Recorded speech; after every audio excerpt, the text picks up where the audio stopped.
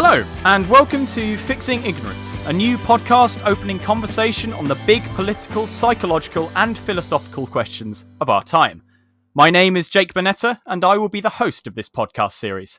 Each episode, I will be joined by a few guests, my friends and colleagues, talking about facts and our opinions on massive, serious, and thought-provoking issues in a more relaxed setting than a debate.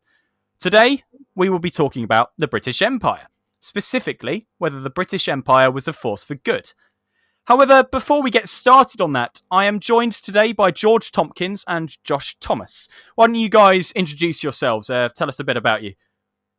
Hi, I'm George Tomkins. I study politics, and I'm very interested about the British impact on history and how it is viewed nowadays as well. And I'm Joshua Thomas, and I studied sciences, and I have a history, an Indian ancestry, so I look forward to taking part in the discussion as well. Brilliant. Thank you, guys. So, the British Empire at its height was the largest formal empire in human history, consisting of more than 25% of the world's land, and in 1938, it had 20% of the world's population at 438 million people. Officially beginning somewhere between the discovery of Newfoundland by John Cabot in 1497 and the founding of the East India Company in 1600, historians regard it as lasting until the return of Hong Kong back to China in 1997. The empire has made a lasting mark on the world stage and has greatly increased the United Kingdom's power on the world stage. However, surely gaining control of such power on the world stage would have been very difficult without some shady or outright criminal affairs. So, guys, tell me, what are your opinions on the British use of the military and the behaviour of business with regards to the empire? Well, the British had a brutally effective military and political strategy of divide and conquer, which was used to pit different parts of countries against each other, creating a power vacuum that the British could then fill in terms of trade and politics. They did this particularly well in India, where the creation and perpetuation of Muslim-Hindu antagonism was probably the most significant accomplishment of British imperial policy, because it allowed Britain to fill the power vacuum that was left by the Muslims and the Hindus fighting each other. Yeah, I think one thing that in particular they did in India, within the Hindu caste was with the caste system. As you may know, within the Hindu faith, there is a hierarchy in status as such.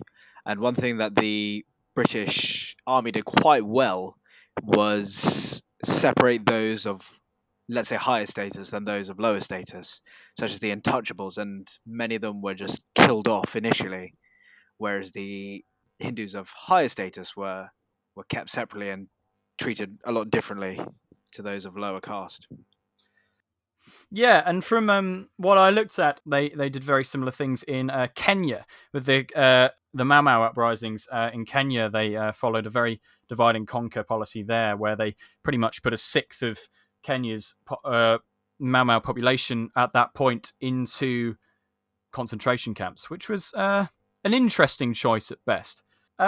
So obviously, the British Empire was a massive proponent of the slave trade in the Atlantic, going between West Africa and the Americas. Have you guys got any information on that? I haven't got any information as such, but I'd say socially, if you look at African American lives in America right now, there's always an underlying prejudice that I think will be forever with their race purely because of the slave trade. It seems poor that I'm giving information from film, but I think this film depicted it quite well. The film was called The Hate You Give, and in that, a black female, a young female, was trying to explain to her friend who was trying to explain how all races are the same and that she doesn't see race, that they're all the same, that actually what happened in the slave trade matters and that will forever affect their race. And everyone has got to learn to accept that and not try and now treat it as something that is horrible and completely act as though it never happened, and yet look at it as something that definitely did happen, and that was something that will be forever with their race. So that's something we can't run away from. The British was one of the most dominant forces in the slave trade between, I think, about 1640 and about 1810. The British were very heavily involved within the slave trade, and I think there's sort of estimates that the Britain transported about 3.1 million Africans, and only 2.7 of the million Africans actually survived to British colonies in the Caribbean, North and South America. So I think it's something that I think Britain sort of tries to hide, tries not to acknowledge that we actually had this huge role in the slave trade, and I think that it's something that we still haven't come to terms with at this point in society today. We still haven't addressed the hurt that has been done through the slave trade by the British Empire enough. Yeah, absolutely. Obviously, the slave trade was abolished formally under the British Empire in 1807. It was outlawed then. And after the slave trade, the West African Squadron of the Royal Navy was very active in stopping slavers and slave trade merchants. But obviously, before that, they were one of the biggest proponents of it. So, moving on from the slave trade, I believe, Josh, you had some information about Nigeria. Yes. So as you mentioned, it came into effect in the late 19th century. However, Nigeria only gained full independence from the UK in the 1960s. And as a result, Nigeria only recently has been classified as a newly emerging economy, an NEE. But in terms of political infrastructures, Nigeria is one of the worst suffering countries from a poor political infrastructure due to the British Empire. After it managed to free itself from the UK, Nigeria suffered power struggles, and this resulted in a series of dictatorships and civil wars between various religious groups and political groups in between 1960s and the 1970s. And this in turn just led straight to widespread corruption. Only since 1999 has the country managed to gather some sort of stable government, which still suffers from immense corruption. Yes, so the recent elections that happened in 2015, in terms of Nigerian politics, was a huge step forward in terms of breaking out of this vicious cycle of dictatorships and civil wars that reluctantly were caused as an effect of the British Empire. Yes, absolutely. I think Nigeria is a very, very good example of the British Empire and its effects, especially in Africa. It's the most populous country in Africa, after all. I think it bears some similarities to the condition that the UK left India and Pakistan in following the partition. So, George, did you have anything to say about the 1947 partition? Yeah, well, it was sort of after the Second World War. I think Churchill knew that Britain wasn't going to be able to control India and Pakistan any longer as part of the empire during the war, but it was sort of put off because obviously the war was in the forefront of everyone's minds during the 40s, and the British rule collapsed in 1947, and the Brits just sort of divided the line between India and Pakistan, and I'm pretty sure that was done by, it was a British lawyer called Cyril Radcliffe, and he was only in India for 5 weeks and then left to go back to Britain, and he drew up this line in one afternoon that left 17 million people displaced, either on one side or the other side of the line that he'd drawn, that just completely ignored anything to do with sort of ethnic differences in different areas of what would then become India and Pakistan, and that, I think, is shown through the sort of still current fight of the Kashmir region between India and Pakistan. It's still a very, very tense conflict that's going on there at the minute. But back in 1947, when the partition came into place, the initial sort of panic to be on the right side of the line caused nearly a million deaths of the conflict that followed after that.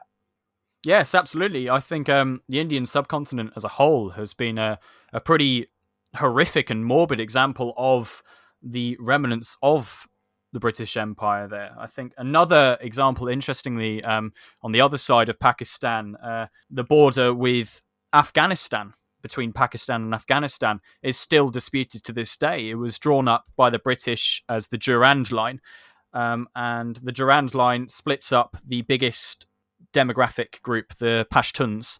It splits them between Afghanistan and rural Pakistan. So Afghanistan doesn't recognize the border with Pakistan, which is very interesting, I think. Okay, I think we've exhausted that one pretty much. It's quite interesting to see what a British person has to say about the British Empire. I think this is very interesting for me, at least. But obviously, this is a neutral debate. So I think we should move on to how the empire could have been seen as a force for good in the world. So in what ways could the empire have been seen as having a positive effect on the colonies, do you guys think? I think often the British Empire, the British rule often came with advancements in infrastructure in a lot of countries that beforehand didn't have a sort of big centralized governing power in order to try and lay down these sort of big infrastructure projects that the British undertook. And so it could be said that the infrastructure within multiple countries allowed them, after the British Empire collapsed, allowed them to sort of expand and develop. Yeah, I think that's absolutely right. They were one of the proponents. They were one of the forerunners of building railways in East Africa. Obviously, in Kenya, the British East African Company was set up and built a massive railroad going through there. That has its own issues in terms of human rights abuses there, obviously, but it did create the infrastructure there. I think another point to add to the positives of the British Empire and its outcome is talking about the credit ratings of the countries that have come out of it, which is an interesting way of looking at it. But from my research, 7 of the world's 10 richest countries were once either British colonies or British protectorates, and most of the countries in the world with the highest credit ratings of AAA or AA are former British colonies. So, for example, Canada, New Zealand, Australia, Singapore, the US, except obviously for Western Europe, China, and Japan. Here's an interesting question, actually, I think. Obviously, a lot of the world today was controlled by the British Empire, especially the United States of America. Do you guys think that places like the US, Australia, Canada, or New Zealand would have the economic power that they do now if it wasn't for the British Empire? I think the US is one of the examples where you could say the British Empire benefited them, but I think the most the British Empire benefited them was them realizing they were being exploited by the British Empire to overthrow the empire. I think that's what really laid the groundwork for the sort of their very liberal view of taxation in low tax and economic freedom, was because the America, or what was to become the United States of America, revolted against the British Empire because of high taxation from the empire. And so I think that sort of then ingrained their very liberal view on taxation and sort of entrepreneurship. And I think that's sort of their sort of revolution against the empire is what founded what you could say is the modern American dream. Okay. Yeah, Josh, did you have anything to add to any positives that have come from the British Empire? Well, one thing I could mention is, unfortunately, I can't speak on the business side of things. However, I can speak on the social side of things, especially in Indian history. It did bring about the famous march and protest that Mahatma Gandhi did in retaliation to the British government. It was in an act of peace, and yet defiance. And I think because of the British Empire and the rule of the army, the brutal rule, he was able to do protest and display these attributes. And now, if you look at his relevance in Indian society, and I'd say even worldwide, a lot of people consider him a very valuable, respectable world figure now. That maybe half the world wouldn't be as inspired as they were with individuals such as Mahatma Gandhi, who stood up during the British rule, who serve a symbol of hope to not only Indians but also to a lot of people around the world who still look up to these individuals. So socially, I'd say it's very poignant that there are such people that stood up. Yeah, absolutely. I agree. I think without people like Mahatma Gandhi, the idea of peace wouldn't actually be so stable in our modern society. It's very interesting to think about what such militaristic and imperialistic organizations can actually bring about in terms of peace. Now, I think we should move on to one of the big questions of the day, I think. And that is, where would the UK, or the former colonies for that matter, be today without the empire? And would we personally have been so prosperous, do you think? Well, again, I'm going to go take the Indian avenue here. But when the UK colonized India, one thing they took was a lot of resources, and Indians had a prevalent stock of gold and diamonds. To this day, Queen Elizabeth on her crown wears the Kohinoor jewel. It was India's prized diamond jewel, and now it sits on the very head of our monarch. So, if such resources and such wealth maintained in India, I think that the infrastructure and the rate of industrial growth would not be as staggered and as stunted as it were today, and there would not be as big a debt and poverty gap as there is with the UK. Yeah, certainly on the India point, I think the British Empire really did not help India as a country. At the beginning of the 18th century, India had 23% share of the world economy, the GDP. But by the time the British Empire had collapsed, well, not collapsed, but they'd relinquished control of India, India's percentage of the world economy was less than 4%. So it's clear there that the British had exploited the natural resources of India for the gain of Britain. I don't think Britain would be where it is today without taking resources from ex-colonies. Oh, completely. I have to agree with you there. I think a very good and poignant example of that is the 1943 famine that hit India, because not only did they have enough food to feed the country and to stop the famine, all of that food was being exported to other colonies and the British mainland to support the World War II fight.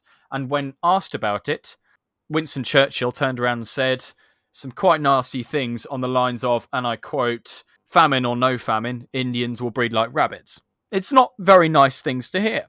So Britain absolutely had the power to fix that famine, but they chose not to for their own gain. I think another very, very important point to talk about actually is the Middle East. As you both probably know, after the end of World War One, the Ottoman Empire fell, and it was down to the French and the British to split up the Middle East into different mandates. The British and the French drew some rather arbitrary lines through the deserts, creating the countries of Iraq, Syria, Jordan, and Saudi Arabia as we know today. So, obviously, the Middle East is a hotbed of violence, especially against Western Europe at this time. So, what do you guys think about the legacy on the Middle East? I think the Middle East is something that the British Empire has to hang its head in shame of its legacy in the Middle East. Its legacy in the Middle East has led to years and years of trouble and turmoil, and I think that's often what a lot of modern Brits fail to understand, is because all we see in the news is we see war, bombing, and often we see terrorist acts being committed, and we can just think, oh, that's horrendous. But often what they don't realise is the reason a lot of this is happening is because of the British and French empires being incapable of being able to divide up the Middle East, and they're being very unaware of the ethnic tensions within the Middle East, because a lot of the time that was suppressed in the British Empire, in the Ottoman Empire, that was then having to be divvied up by the Brits and the French. And so you can understand why a lot of countries in the Middle East nowadays have a very bad outlook towards Western countries, especially the Brits. Yeah, absolutely. I think another important point to add to that is the House of Saud, who are in charge of Saudi Arabia, were actually installed by the British. So the reason that there is such a strict and fundamentalist regime in charge of Saudi Arabia is mostly because of British involvement in the region. But yeah, I think that's a very important point to add. Josh, did you have anything to add about the Middle East? Nothing history-wise. Didn't really look into there, but I can say that nowadays the Middle East do not allow any foreigners from any country that is not their own to take citizenship very easily. You have to work there for a very, very long time before you're able to have citizenship. And even still, a lot of Brits get sent home very quickly, and their jobs are given to higher-ranking Middle Eastern civilians over them. And I think such an effect has been a knock-on of being divided up in the first place, and they're very much trying to regain control from within. Yeah, absolutely. I completely agree with you there. Another way that the Brits have been quite influential, obviously around the world, is the English language and the way that we all speak. The English language is now the international language of business. It's one of the 6 UN-recognized official languages, and it's the second most spoken language around the world, behind Mandarin, obviously, the main language in China. It also has caused about a third of the world to drive on the left-hand side of the road. So yeah, there's a lot of little things that have been a legacy of the British Empire. Not necessarily good ones, just interesting little ones. I wonder if there's anything else you guys had to add on the topic. I think that the British language is often seen as it is the language of business around the world, and it's the second most widely spoken language. But I think oftentimes the British language was used as a form of suppression to make colonies conform to the British powers. And it was Darwin who said that Africans and Indians were more like gorillas than they were like Brits. And so you can obviously just see the views that the British had of those countries back then. And so I don't think it was something to be celebrated often that the English language is widely spoken. I think it should be a reminder of the past and the suppression and oppression of the British Empire on many countries. Absolutely. Yeah, I think the English language has definitely been used as a tool for good in the world, but I also think definitely has been used as a tool for bad, especially by the Brits ourselves. Also, we can talk about, I know, George, you take politics, are very interested in politics yourself. The UK parliamentary system itself serves as the basis for a lot of the political systems around the world. So I think it's very interesting to look at how our common law and our parliament has actually affected the world. I think you should definitely look into that one. But I think that pretty much finishes our conversation for today. I think that pretty much wraps everything up. So thank you all very much for coming along and getting involved. Thanks for having me on the show. Take care, thanks. So, there you have it. The first episode of Fixing Ignorance. I hope you enjoyed today's conversation on the British Empire and have taken at least one useful bit of information away from this. We will be recording and releasing 2 episodes a week during the COVID-19 pandemic, and you can listen to them as they come out on Spotify, Apple Music, YouTube, and hopefully all other major streaming platforms. I've been your host, Jake Bonetta. If you want, you can keep up to date with my political shenanigans and this podcast on Twitter @JakeBonetta. See you next time, where we'll look at another big question with a new collection of voices. Thanks for listening.